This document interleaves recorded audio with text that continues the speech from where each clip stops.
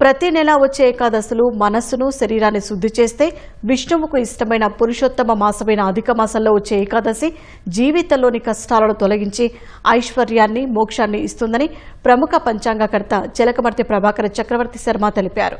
ఈ నెల 27న వచ్చే అధిక మాస ఏకాదశి నాడు అన్నదానం, వస్త్రదానం, నీటి పాత్రలను దానం చేయడం వల్ల అక్షయ పుణ్యం లభిస్తుందని చెప్పారు. అధిక మాసం చాలా విశేషమైనటువంటి మాసం. మన యొక్క పురాణాలు, శాస్త్రాల ప్రకారం దీనిని పురుషోత్తమ మాసం అని చెప్పడం జరిగింది.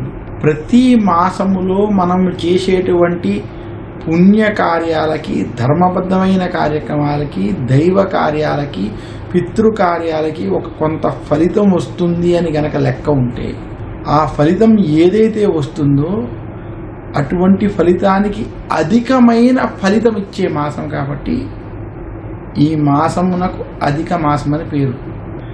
ఈ మాసములో ఆచరించేటువంటి పుణ్యకర్మల వలన గొప్ప ఫలితాలు వస్తాయి. అందుకనే ఈ మాసంలో శుభకార్యాలు వంటివి చేయకుండా పుణ్యానికి సంబంధించినటువంటి, ధర్మానికి సంబంధించినటువంటి, ఆధ్యాత్మికానికి సంబంధించినటువంటి కార్యక్రమాలని చెయ్యమని పెద్దలు స్వయంగా చెప్పారు.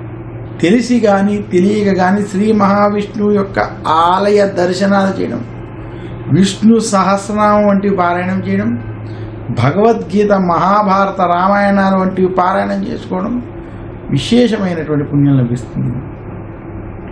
అధిక మాసములో